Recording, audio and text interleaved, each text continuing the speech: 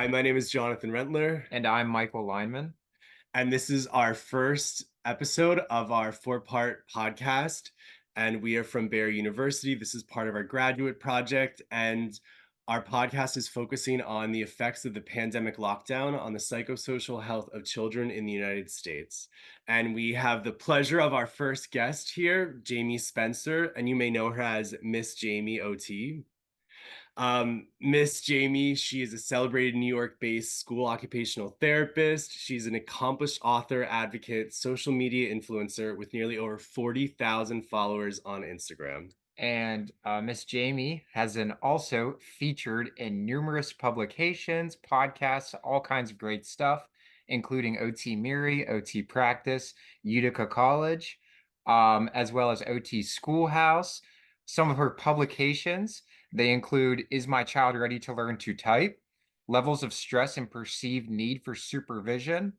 And on her website, missotjamie.com. Then there's all kinds of resources where you can listen to some of these podcasts and see additional publications that she's been involved with.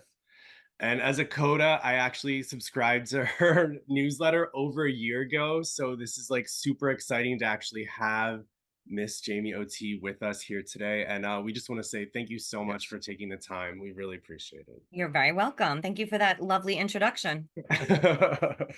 We try for you.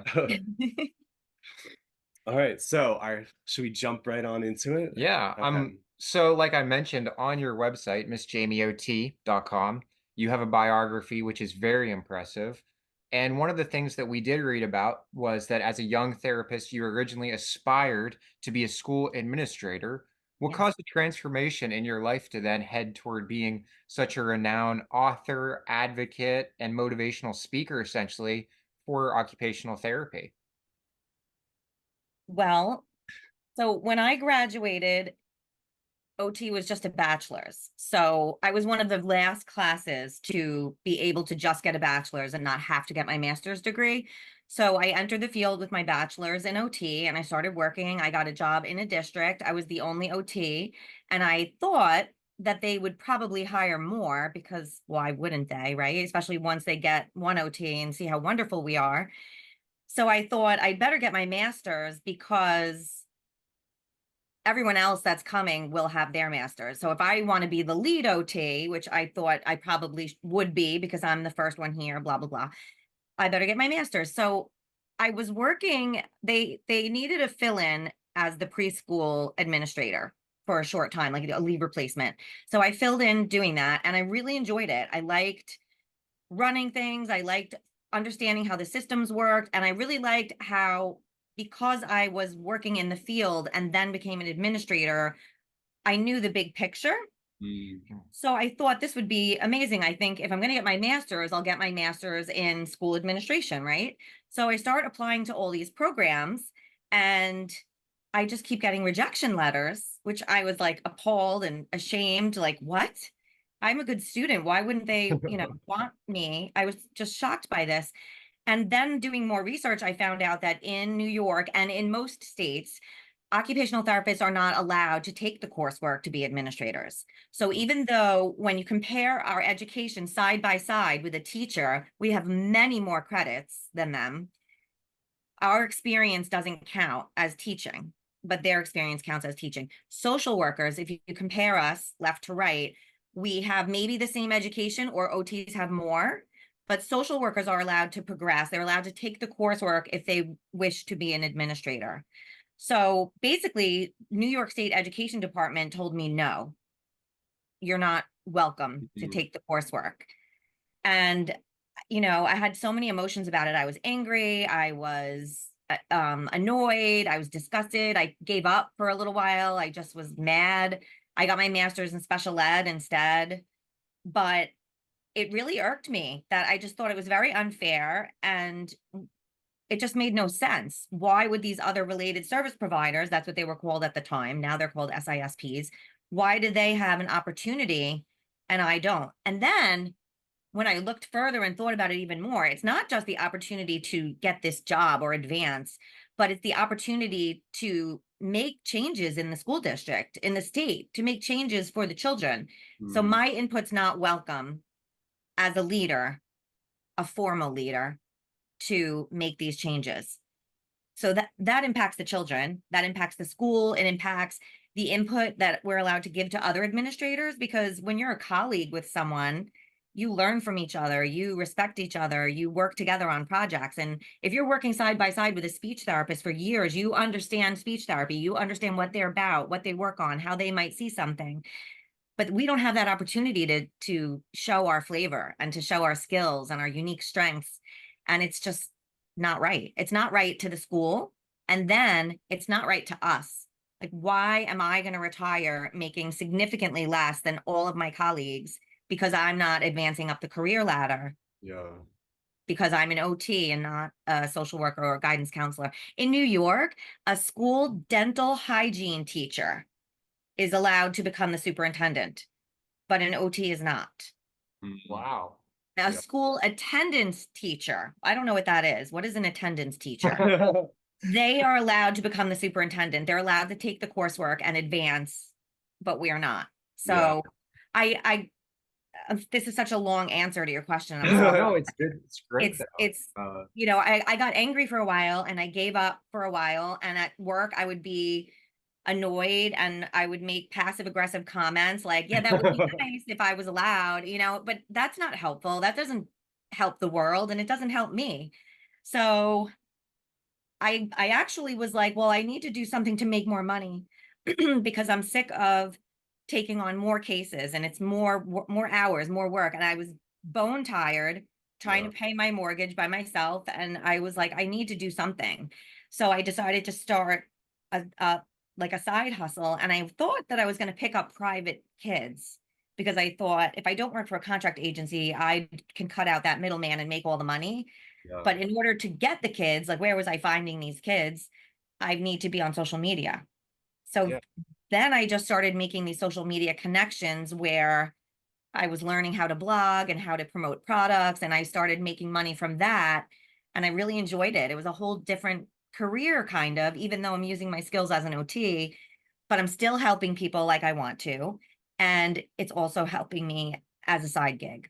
So that's how it forlayed into, once I realized now I'm starting to have a lot of followers and things like that, I can talk about this unfair practice and try to get other people on board with helping me to change it. And I can help other people who I didn't know were also trying to change it. Because when I graduated, you guys, I mean, there wasn't even Facebook. There wasn't social media. There wasn't. There was email. And I wouldn't be able to find a random person who cares about this topic on the internet. I had to hear from someone who knew someone who knew someone who was mad about this and then meet with them. And I did.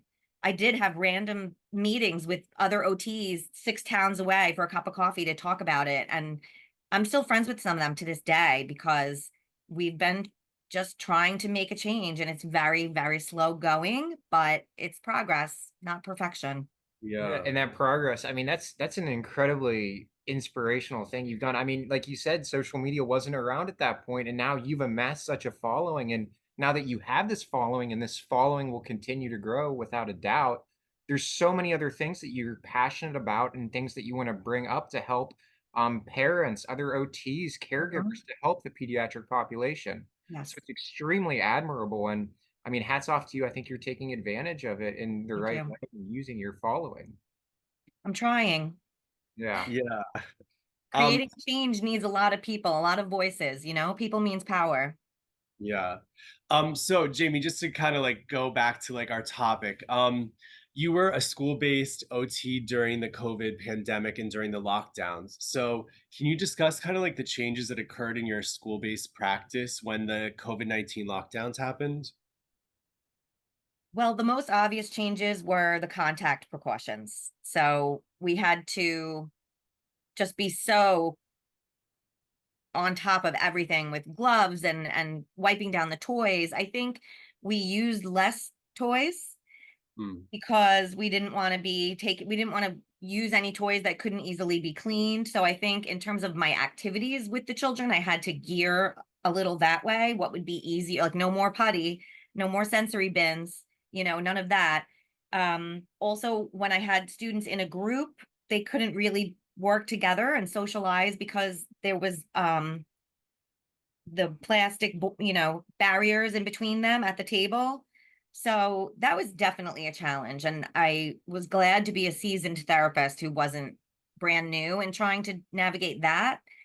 It was a lot. It was a lot. There was a lot of anxiety in the children, I noticed. Many of the parents were very anxious. And so it passed down to the kids.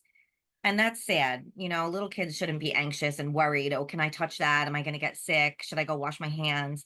So I think, there was just a lot of things that changed. Some for the better. We used to have in-person meetings all the time, which were time consuming and would go longer than needed. And that all switched. Everything's Zoom, and it's wonderful because it's so much easier to get things done. You're not wasting time traveling in the car, but you do miss that little bit of, camaraderie of actually sitting with someone and having conversation. Yeah.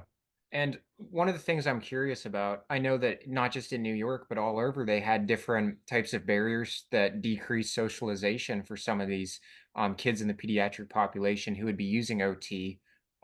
Specifically, one of the age groups we're looking at is ages 6 to 11.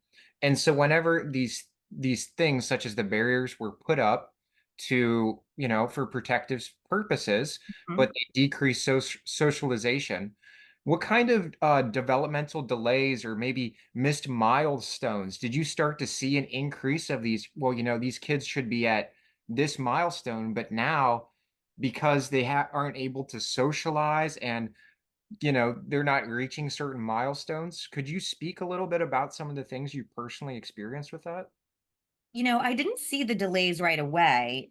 It was more a few years later, about 2 years later, where there's no more excuses. The barriers are down, and there's no, oh, well, last year was COVID, so give them a break. Now it's okay, we've got to get back on track. And a significant amount of our students are globally delayed. So socially, yes, they may be immature, they may not have good socialization skills, but academically, I see a lot of reading difficulties. I definitely see a lot of motor difficulties. Vision has definitely been impacted because of the increased use of technology. Oh Yeah. yeah. And yes, and the decreased amount of outside time. So when the kids are outside and playing in the backyard with other kids, their vision system is working near and far. And when they're only right here, they're only using their near vision system. And I'm noticing that the students are just not as coordinated. They're clumsy. They struggle with catching, things like that. Hmm. And this is really interesting because, as you said, when we went into the lockdowns at that point in time, you were already a seasoned therapist, Mhm. so you know what it was like prior to the COVID-19 lockdowns. You know Yes. what it was like during, and now, like you said, 2 years later, we're seeing some of the consequences. Yes. I found when I got back, there was a significant number of evals that needed to be done because it was a year of no evals. So the OT evaluations. Yeah. Wow, I didn't realize that they Yeah, I so mean, we were in essentially. lockdown. Yeah, It wasn't, my district didn't want to do evaluations remotely. So, yeah, and neither did the parents. Like yeah, we're in crisis here. We'll deal with that sure, later. And sure. when we got back to business and I had the list of all the students that were supposed to be evaluated when everything shut down, and then you have a list of the kids that were going to be evaluated after that, and now you have a list of children who the parents are concerned. I think when the parents start working with the child to do the schoolwork with them hands on, they realize, wow, this child that can't pay attention. My child isn't writing as well as the other kids because the parent became the teacher. Hmm. So Yeah. a lot of red flags were raised that they may not have seen if they weren't hands on with their child the way they were. And so, Jamie, during the pandemic lockdowns, did your school district switch to telehealth? Did you start doing interventions through telehealth? So my district we did switch to telehealth. I personally did not. What Okay. happened with me was I was out on maternity leave. And when I got back, I was going to just be focusing on doing all the evaluations and doing assistive technology and things like that. And I was back for, I don't know, maybe 2 weeks, and everything shut down. So I didn't have a caseload. So Wow. I wasn't one of the therapists who had to do the remote sessions. I was so grateful about that. I couldn't imagine trying to do that with an infant. You know what I mean? Yeah. But some of my colleagues, they were doing the remote sessions and they were like, "Oh, it's torture. It's tough."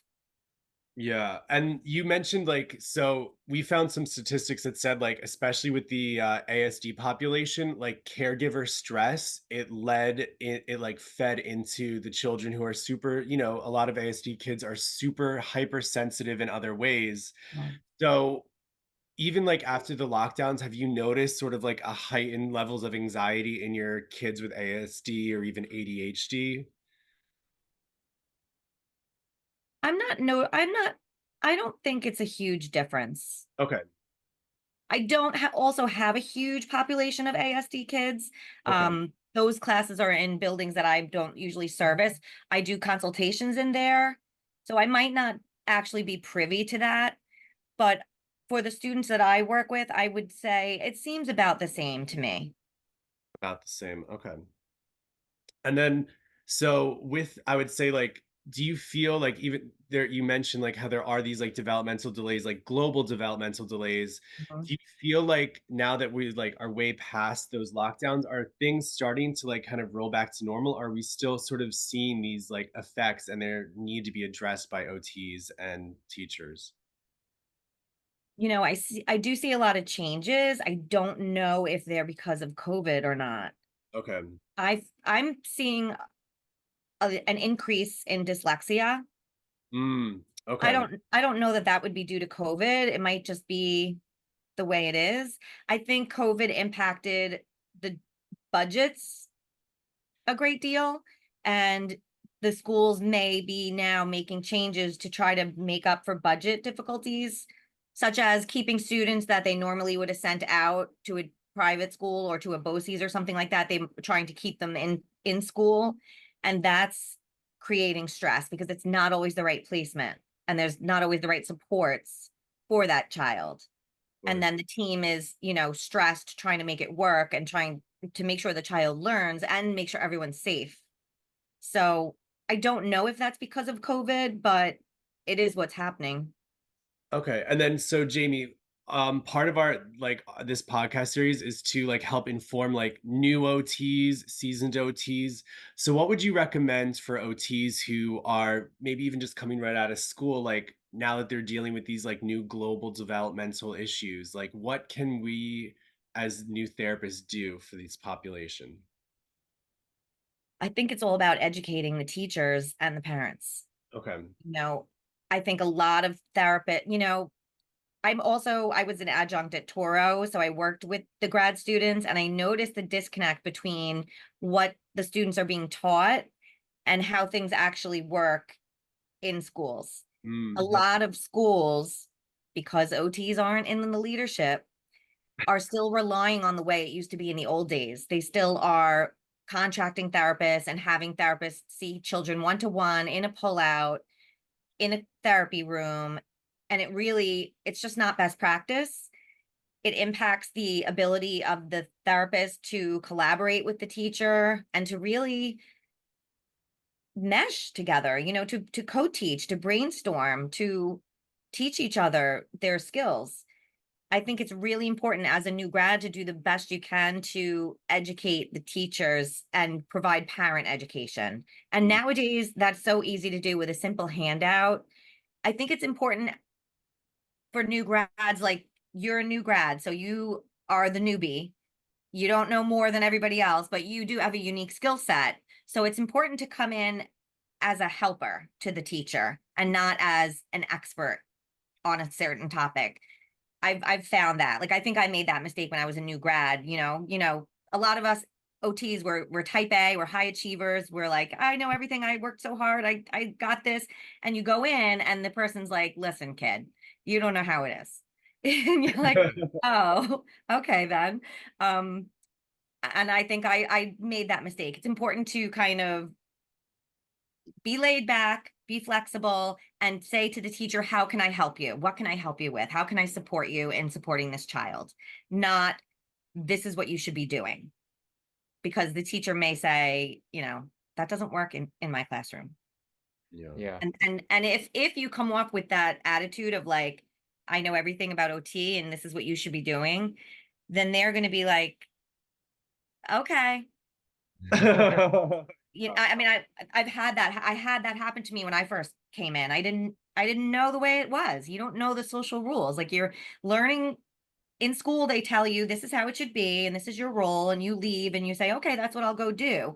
But then when you go into the real world, you're a new person in a very established small system that's been working together for years, and they have their ways, and you need to go in gently and just try to spread the love and the OT knowledge. And it's about the kids, and how can you help the teacher to help the kids? I think that's a beautiful message. And there were a couple things that I had going on in my mind right there. I think that the fact that, like I said, myself and John, we're going to be graduating here hopefully soon. Hopefully, if we do well on this. But we're going to be graduating, and I think it's really important to stay curious. I think it's really important to have open communication, like you Mhm. said, and being willing to accept criticism, positive and negative, as new occupational therapists. Yes. And one of the last questions that I had for you is something that, you touched on a little bit earlier. Well, and John mentioned too about the pediatric population with ASD and ADHD. The thing that I'm curious about is one of the great things about your website is you have all kinds of handouts, you have all kinds of resources that without a doubt were so beneficial for parents at home. Hmm. Because if, as you mentioned, they weren't doing the evaluations for a year at that point in time, you may have a child with ADHD, ASD, another non-neurotypical development issue. And those handouts can be extremely beneficial for them. Yes. But if they're not able to actually see an OT, and they're not able to, and they have to rely essentially on their parents for education and their parents for helping them out. My question is, how much of an impact does that have on the development of the child? Because there could be that you have, a great parent who's able to be at home and help them stay on track with your handouts, what they should be doing. But if they don't necessarily have, um, not that they don't have a supportive parent, but a great resource for somebody to help them develop, I would have to think there'd be some sort of impacts on the developmental milestones of these children with ADHD or ASD. I mean, would you be willing to talk a little bit about that? I think that would have an impact on all the kids, no matter Yeah. what their diagnosis.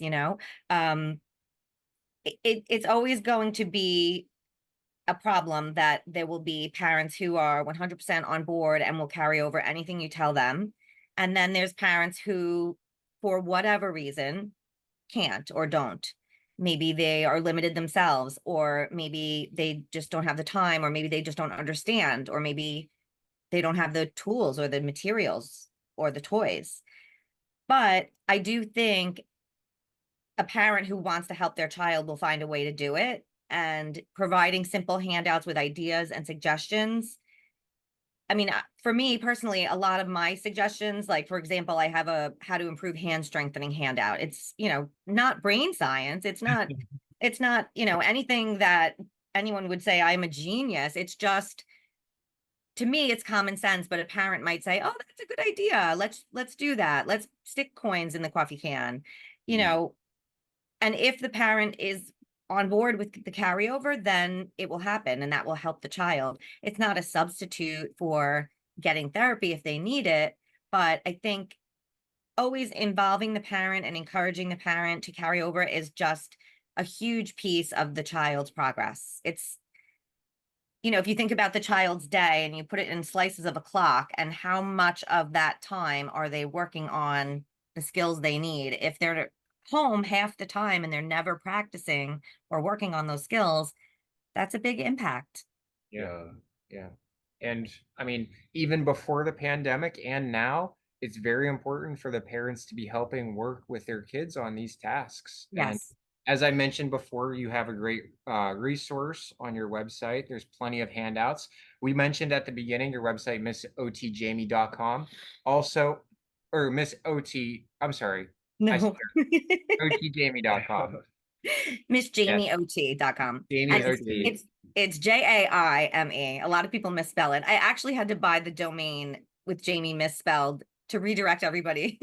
Oh, Okay. that's smart. What a That genius is important, idea. yeah. And then, as John had mentioned, we're almost at 40,000 followers on Instagram. That's Miss Jamie OT. I'm going to look down and make sure I don't want to mess that up again here for you, but great resources on there. Yeah.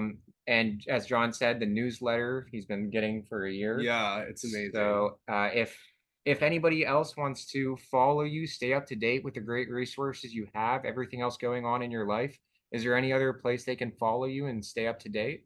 Yeah, my newsletter, Miss Jamie OT, just subscribe to that. That's the best place to get everything. I give my VIPs all my freebies. They get everything first. They get the souped up version and all the knowledge about, when I'm having free webinars. I do that a lot. I have a Facebook group, Miss Jamie OT's free webinars. One other thing I wanted to add, we were talking about the parents. I think that there's a lot on YouTube now, which is so easy to share with the parents. Like, you don't have to do all the work. You don't have to recreate the work. So that's something for the new grads. They have a lot going on. They're stressed out. It's hard your first year. Don't feel like you need to recreate everything. There are tons of OTs out there who have already done that. And you can easily go to YouTube and search OT bloggers and find a cute video about whatever it is that you want to tell the parent about, and just share the video in your Google Classroom and say, this would be great for Johnny. Let it be easy. It doesn't need to be so hard. And I mean, I'm one, of course, I want you to follow me, but there's so many other wonderful OTs out there who have great information, like the OT Guide, Dana Clary, and OT Adam. I mean, they have cute video, Coda Life. She has awesome ideas and such creative ways to use toys that everybody has. And any of those ideas would help parents. It's very easy to just hit share. Yeah, absolutely. It helps parents. And also, YouTube's been a big help, at least for me and John. I know that for a fact. We're studying for exams and all kinds of stuff. Oh, of course. Absolutely. So, Jamie, thank you again so much for coming on today. We really appreciate it. Is there any closing message, anything you want to add here at the end? I would like to say to all of the new OTs, don't think that you can't help with the advocacy piece. It's important that everybody stands up for us. You're an OT, you're in the profession now. It's your obligation, your duty to stand up for your beautiful profession, because that's sticking up for the kids. And don't think, oh, I don't know enough to advocate. Learn. I have an advocacy Facebook group, USA School-Based OTs Looking for Change, where we're continually updating everybody on what's going on. We are working with AOTA to try to get legislative changes. I mean, there's a lot going on. Yeah. So I just implore everybody, don't let it drop and think it doesn't matter if you help or not, because every single voice needs to help. I said an example one time. It's like you're going to somebody's house for dinner, right? And you want to eat, you're excited, you want to have some of the dinner, and you just sit there and watch them do all the work. That's not nice. Yeah. Help us. We need the help. We need to speak up. We need to stand up. We need to show our worth in your school building as well as on bigger levels. So that's my message. Please help us. We need it. Change is like so needed in terms of our profession in the schools, and all those new grads that are coming out. I've been working my hiney off to make everybody understand that this problem exists. I didn't even know this when I went to school. This wasn't anything that was talked about. So now people are aware. There's articles being written. There's instant messages being, there's Instagram messages being put out there. There's graphics. You guys know that this is an issue. So let's get on it. And that message is not just going to John and myself. This is going to be seen by all of our classmates. So everybody listening, yes, Jake says, let's be advocates here. So. Yes, USA School-Based OTs Looking for Change. Join the group. Wow, thank you so Jamie, much. thank you again. We really You're very welcome. And have a good rest of your day. Okay, you too. Thanks, guys.